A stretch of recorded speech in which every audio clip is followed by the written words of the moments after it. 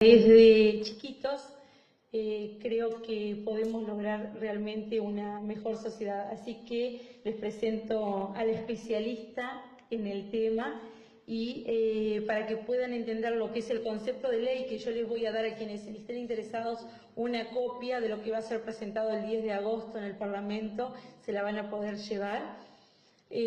Para que puedan entender en base a todo lo que es la parte del bullying en sí, van a entender a partir de la explicación de ella lo que es la ley. Adelante, Silvana. Bueno, muchísimas gracias, Lourdes. Una amiga y siempre me ha apoyado en esto. Yo hace ya 11 años que estoy trabajando, tratando de darle visibilidad a este flagelo, que todos sabemos que esta violencia psicológica es como una bacteria que va contaminando toda la sociedad, que va comiendo el entramado social, que va separando a la gente, que va disminuyendo la solidaridad, rompiendo la confianza entre los niños.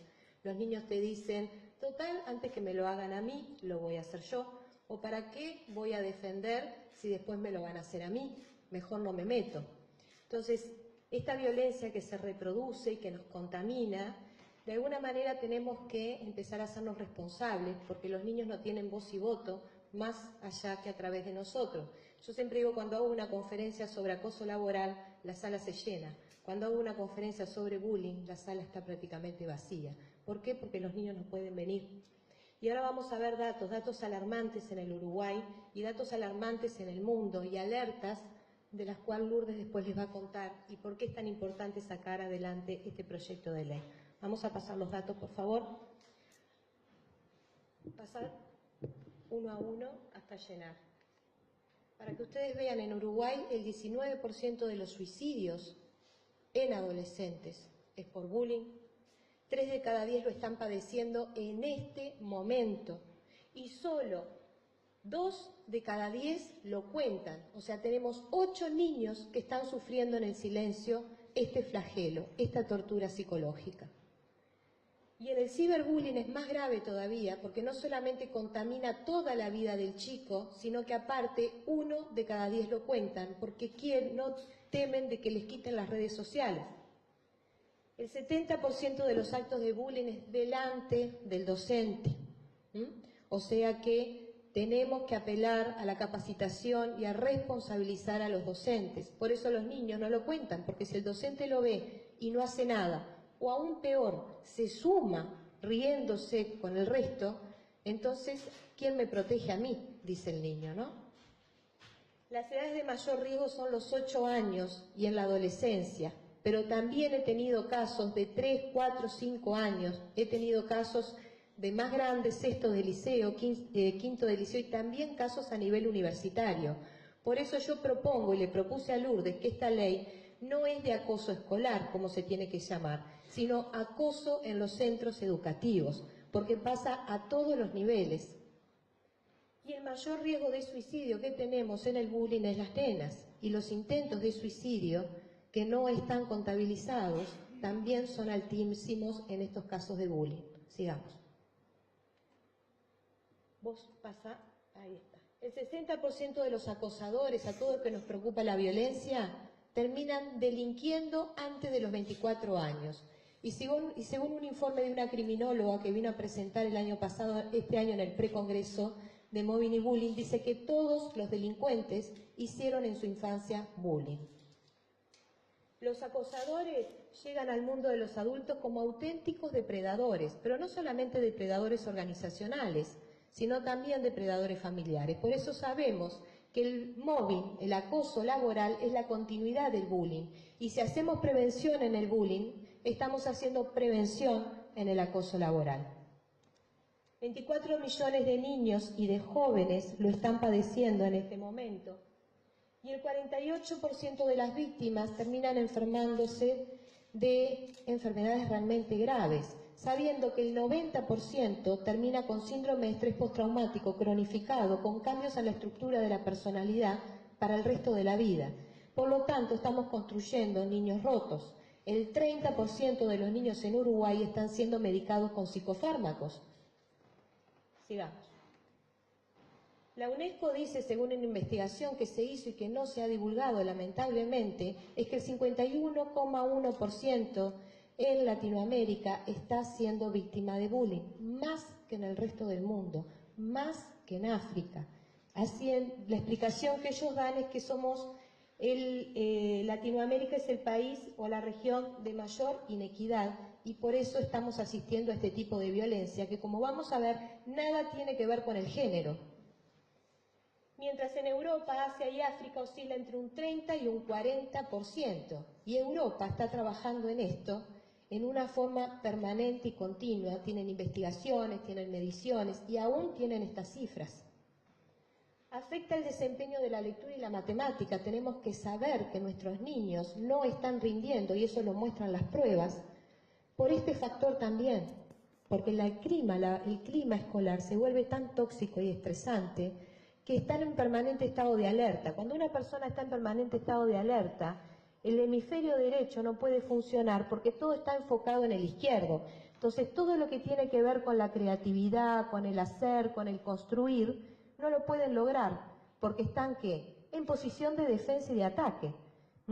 Estos niños, que son los que van a construir el país en el futuro, no están pudiendo rendir. Y eso es responsabilidad nuestra porque no le estamos brindando ambientes escolares, saludables y seguros, responsabilidad de los adultos. Un ranking de la UNESCO dice que la violencia psicológica verbal en Latinoamérica, donde más hay, es Argentina primer lugar, Perú segundo lugar, Costa Rica tercer lugar y cuarto lugar Uruguay con un 30% de casos.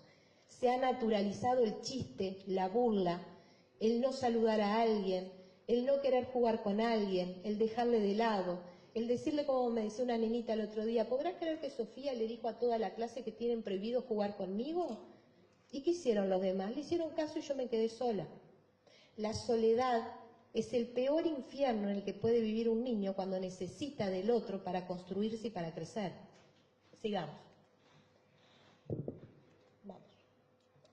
Hablamos de moda, no es una moda, el bullying siempre existió, pero sí estamos asistiendo a que cada vez esto crece más, porque es una violencia naturalizada, banalizada, prácticamente invisible a los ojos de los adultos, que también ejercen violencia de este tipo, pero que se está convirtiendo sí en una epidemia a nivel mundial.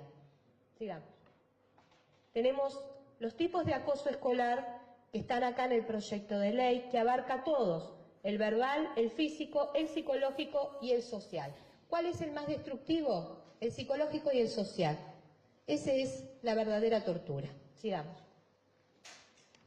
Cuando definimos acoso, estamos hablando de acoso en los centros educativos y hacia un proceso de victimización, y lo que lo define es lo repetitivo y lo sistemático. Esta es la verdadera tortura, como una gotita de agua que al final rompe el aparato psíquico. ¿Bien? Hacia un niño o un adolescente que en algún momento se convierte en una amenaza para un hostigador, y sabemos que el disparador son los celos y la envidia. Y en forma violenta comienza a estigmatizarlo, y por mimetización o miedo se van sumando otros actores, otros chiquilines, docentes, personal no docente, ya sea en forma activa o silenciosa, lo cual va generando que este chico termine siendo excluido del grupo o yéndose de los centros de estudio o abandonando los estudios. Tenemos un montón de casos de adolescentes que abandonan los estudios porque el solo hecho de pensar en pisar un centro educativo entran en crisis de pánico. Niños que son brillantes, los estamos perdiendo. Vamos. Es una violencia en cuotas, esto es lo que tenemos que tener claro. Sigamos. ¿Se trancó? No. Sabemos que la definición de mobbing y de bullying son la misma, la dinámica es la misma. Imagínense lo que sufren los adultos, ¿no? Y ahora pasemos a lo que sufren los niños, que ni siquiera pueden decir quiero ir a un psicólogo, llévenme al médico, cámbienme de clase, cámbienme de centro. No pueden tomar medidas, están en total indefensión. La única diferencia que hay entre el mobbing y el bullying es que uno se da en los centros educativos y el otro se da en las organizaciones laborales. Sigamos.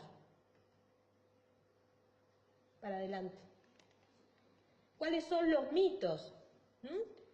¿En qué se sostiene esta dinámica? En el mito de que la víctima algo debe de tener. ¿Hay un perfil de víctima? No hay un perfil de víctima. No hay nada que justifique esta violencia. He visto obras de teatro que han hecho en Uruguay, donde ponen a la víctima como rara, como que es un nurse, como que usa lentes, como que es la gordita. Yo les puedo asegurar que la discriminación no tiene absolutamente nada que ver con el acoso escolar. Lo que pasa es que un chico se convierte en una amenaza para otro. Y ahí es donde se dispara. Y esa amenaza no tiene nada que ver con la discriminación. Por lo tanto, fundamentar que el acoso existe porque la víctima es rara o está loca, estamos siendo cómplices de esta violencia. No es un conflicto. En el proyecto de ley, por favor, hagan las modificaciones que hagan. No puede haber o hablar de conflicto o de mediación. No se puede mediar en casos de violencia. Es como si le dijéramos a la mujer maltratada que mediamos con su marido y que solamente le va a pegar los días pares y los días impares la va a dejar en paz. No podemos mediar. Y es uno de los grandes errores que hay en otros países, que en los proyectos de ley habla de conflicto. Sí sabemos que tenemos que trabajar el conflicto, ¿para qué? Para que no derive en bullying. Pero una vez que deriva en bullying, deja de ser conflicto y no lo podemos trabajar como tal. Son problemas personales, son juegos entre chicos, no lo son, no podemos banalizarlo. ¿Siempre existió? Sí, siempre existió, y por eso no vamos a hacer absolutamente nada. Esta es la típica pregunta que te hacen, pero Silvana, esto siempre existió y ese nombre que le pusieron, ¿y vamos a seguir mirando de costado mientras nuestros niños están sufriendo? Es baja autoestima, no es un tema de baja autoestima. No es ni baja autoestima del hostigador ni baja autoestima de la víctima, tampoco es un tema de debilidad. Que los niños que sufren bullying, los más sensibles, sean los que por ahí pueden estar más en el foco del hostigador, sí, pero sensibilidad no es lo mismo que debilidad. Y eso tiene que quedar más que claro. Te hace fuerte. El bullying no hace fuerte a nadie. He visto a algunos padres contestando a los varones, y sabemos que los varones son los que más sufren de bullying, decirle, bueno, pero pegale, respondele, hacete fuerte, esto pasa en la sociedad. Y esto todo lo contrario, los debilita, los enferma, los lastima. Y es algo subjetivo. No es algo subjetivo, es algo que lo podemos medir, que lo podemos evaluar, que hoy tenemos la terapia en MDR que puede dar cuenta del daño del síndrome de estrés postraumático. Por lo tanto, no es algo que nos parece a nosotros, es algo real e instalado en nuestra sociedad. Sigamos. Pasa nomás. Favorece la banalización, invisibilidad y le da impunidad y se termina satanizando a la víctima. La víctima termina con un diagnóstico mal dado, que es el tiro en la nuca, de depresión, de fobia, de trastorno de ansiedad, de hiperactividad. Y bueno, como el problema lo tiene la víctima, entonces parece que se justificaría esta violencia. Sigamos. El bullying no es un tema de género, ni de clase socioeconómica, ni cultural. Cualquiera puede ser víctima de bullying. Lo que sí hemos visto es que en las clases más bajas el bullying es más físico y cuanto más subimos, el bullying es más sutil, más violento, más verbal, más de hacerle el vacío. ¿Bien? Sigamos. La dinámica perversa se sostiene en el mito del perfil de la víctima, en el pacto de silencio, en el síndrome de negación y en la naturalización de la violencia. Esta ley, este proyecto de ley intenta romper con todo eso, justamente. Sigamos. Las tres patas, tanto del mobbing como del bullying, son las personalidades psicopáticas, y no tenemos que tener miedo de hablar de personalidades psicopáticas porque todas las investigaciones muestran que hay un 6% de personalidades psicopáticas en el mundo, ¿bien? Y a veces nacen así y a veces se desarrollan así. Por lo tanto, si hay este tipo de depredadores sociales, va a haber siempre víctimas porque es la forma que tienen de funcionar. Por lo tanto, ¿dónde está la verdadera prevención del bullying? En los cómplices, en nosotros. Si los chicos no se suman, no hay proceso de victimización. Si los chicos no se suman y los adultos tampoco, esta dinámica se corta y queda en una violencia de a uno que hay que sancionar, prohibir, y se terminó. Es mucho más fácil de lo que nosotros creemos. Vamos. Poné la otra parte también. ¿Cuáles son los cómplices? Los que nada ven y nada saben. Pero cuando un chico se suicida, como ha pasado en un colegio, o lo matan, como también tuvimos un caso en Maldonado, que no quedó como un caso de bullying y era un caso de bullying, ¿qué es lo que pasa? Todos empiezan a hablar. Yo sabía que sufría de bullying, yo sabía que le hacían esto, o sea que en realidad todos vemos. El pacto de silencio está generado en la indiferencia y en el miedo de los niños, la indiferencia de los adultos y el miedo de los niños, y es lo que tenemos que romper. Sigamos. Más adelante. La complicidad del proceso, los espectadores son parte del éxito del agresor. Es lo que le da el poder. Por lo tanto, de forma implícita, apoyan al agresor. Y cuando nosotros nos estamos callando la boca y mirando de costado, estamos apoyando al agresor. ¿Bien? Además, sin público, el acoso no es tan divertido.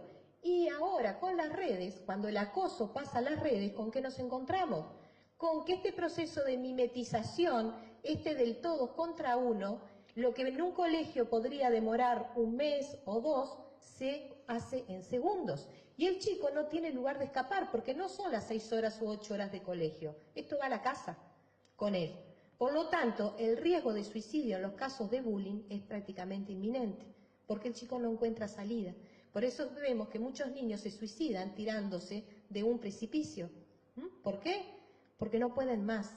No es porque estén locos, es porque quieren salir del infierno del cual nadie los está defendiendo y del cual es nuestra responsabilidad. ¿Vieron el caso de Múnich ahora?